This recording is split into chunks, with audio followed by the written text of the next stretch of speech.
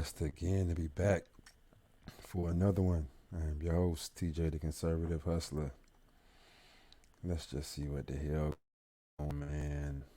We begin right now with breaking news tonight. Toledo police say at least 3 people were shot outside Whitmer High School football stadium while a game was going on.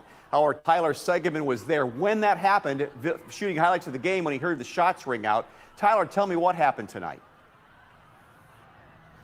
Yeah, Dan, to be honest with you, I'm still trying to process it myself. I mean, it seemed like an ordinary Friday night. The game was winding down, and all of a sudden, off in the distance, I hear gunshots ringing off. I mean, it just kept going for about 10, 15 seconds. I was actually trying to alert people on the sideline. I was on the Central Catholic sideline, which is on the other side of the field from where this scene behind me is taking place. And no one really believed me that there was a shooting going on, and yet eventually people caught on. The Whitmer student section started running around in a frenzy. The band was running off the field in a frenzy.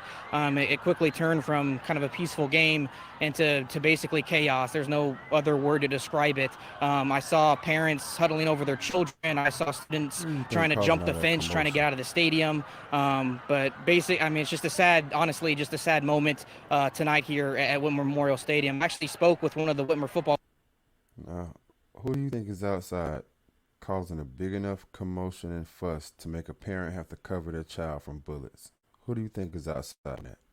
Players just a few moments ago, and he told me that he didn't really know what was going on. His first instinct was just to run into shelter, and I asked him, I'm like, are they prepared for things like this in terms of, do they get on the ground or do they have a plan? He really said no. He said his instinct was just to try and get safety because he didn't really know what was going on. And again, from my perspective, I heard the shots from the first shot to the last shot. It seemed like 15, 20 seconds that were going off, and I don't want to obviously speculate, but it sounded, like a dozen shots that were going off. But again, I was trying to alert people to try and stop the game.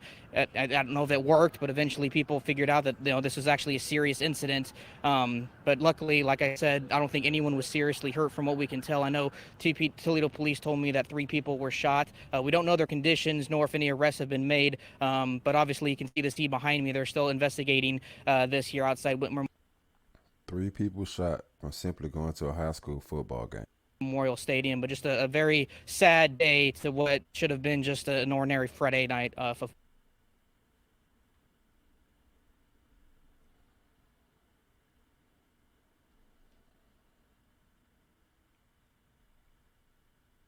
Like that. Can't even go to a damn high school football game without it getting shot up. Okay. In West Toledo, a deadly shooting just after 3 in the morning. Police find 33-year-old Aaron Williams Gaston dead in his vehicle. TPD says he was shot at least 1 time, and there's evidence someone shot into the car, killing him.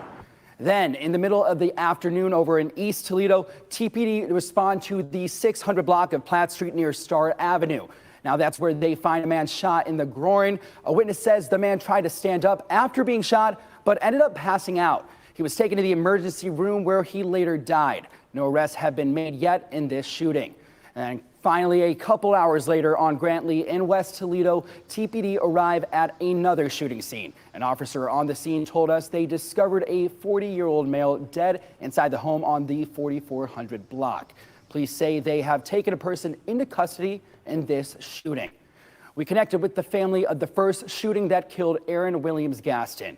They say they'll be holding a candlelight vigil at Willys Park at 7 on Sunday night. If you can help police with any leads in these shootings, call Crime Stoppers as we have.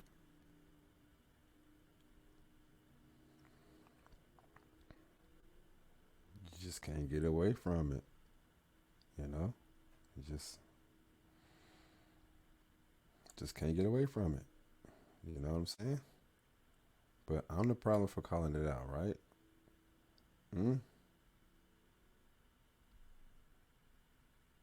Intense home invasion robbery caught on camera. Toledo police are asking for your help identifying the 3 men who held up a man at gunpoint in the middle of the night.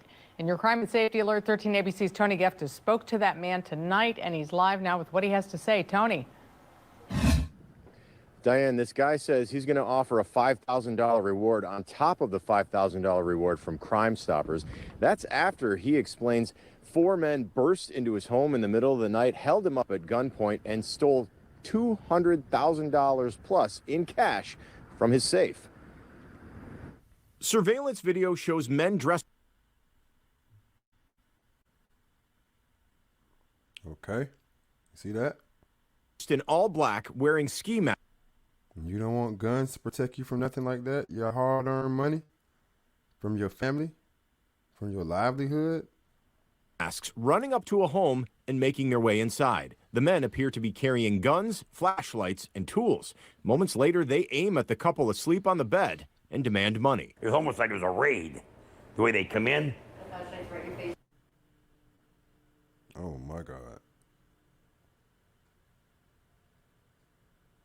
That's some scary stuff. And you got somebody in the office that will vote for you not to defend yourself with a gun. There's some places you can get locked up for shooting somebody who will break into your home.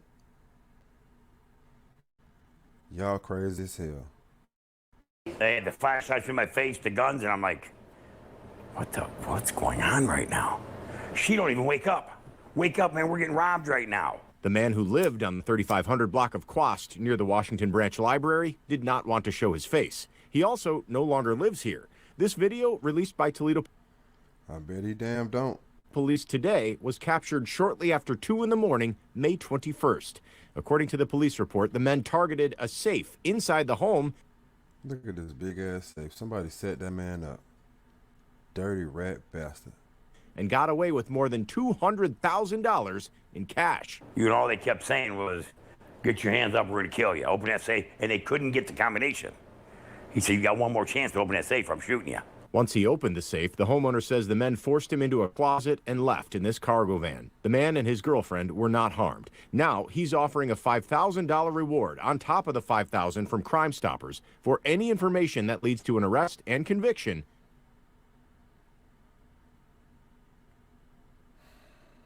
He's so lucky. I mean, he is so lucky to be alive.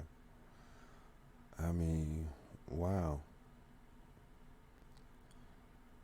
Okay.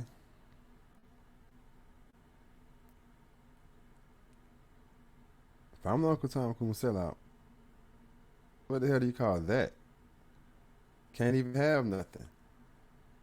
I mean, you can't even can't save up your life savings, your vacation money, and the animal thugs come in there, lay you and your girl down. Oh, 200K. Wow. I mean, oh, wow. I know he was so sick watching them take their money out. Like a piece of him. Wow.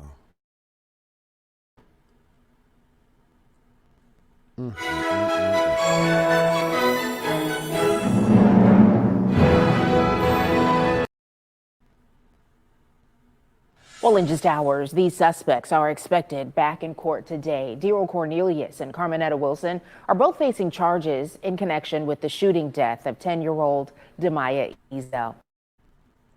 You heard it right. 10 years old. Madeline Watkins joins us live this morning from the Lucas County Courthouse. And Madeline, what do we know up until this point?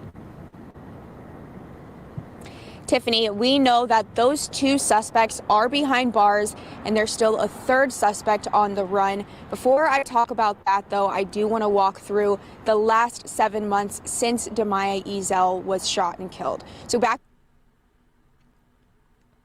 10-year-old baby shot, killed, gone because a nasty, stinking animal thug want to shoot at another animal thug in traffic. In February, 10-year-old Demaya Ezel was shot and killed while riding in a car with her uncle in the Old West End back in February. So it took 7 months for any arrest to be made. That's when Cornelius and Wilson made their first court appearance back in September. Cornelius is charged with aggravated murder. A judge set his bond at more than $1.6 million. Wilson's bond stands at $75,000 for obstructing justice. Through the 7 months since Damaya's death, there's been a vigil for her, a mural, and a hard call for justice. She's one of 7 children to die this year in Toledo. Damaya's family members saying something has to change. She was just riding in a car and her life snuffed out before she can even say blue, and she didn't have a chance. I want my mayor, I want my council people that we voted into office to understand where we're at. We're tired. Ma'am, why are you talking to them? You should be talking to them, and everybody else in the community. The people you voted in, they're not the ones shooting up your community, man. They're not the ones walking around the community, kicking in doors, doing home invasions. True, they're letting them out early, but your energy need to be directed to the people in the community who's actually doing this, like your friends' kids. So the third suspect that you see here on your screen, Byron Cleveland, he's still on the run. He's also Byron Cleveland, shooting at ops, took part in the 10-year-old baby getting killed. Thanks.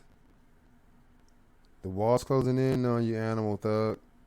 been indicted on charges of aggravated murder, attempted aggravated murder, discharge of a firearm on or near prohibited premises, and participation in a gang. If you've seen this man or know where he is, call police. And Cornelius and Wilson are expected to be back in court today beginning at 9 o'clock. It's really just a continuation of their arraignments from back in September. We, of course, will have all the latest and everything you need to know, both on our website, WTOL.com, and on. Okay, so my question is, on all honesty, this is my question, right? On all honesty. All honesty. All honesty, right?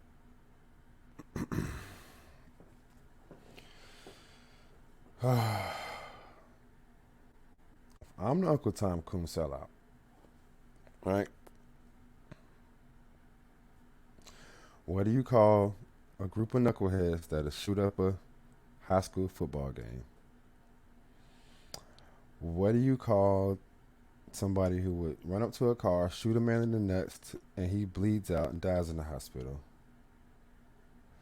And what do you call 3 animal thugs shooting at another op, shoot and kill a 10-year-old baby?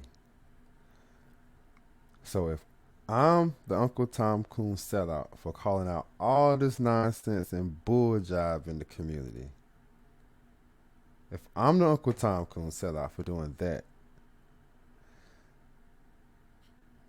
what the hell are they?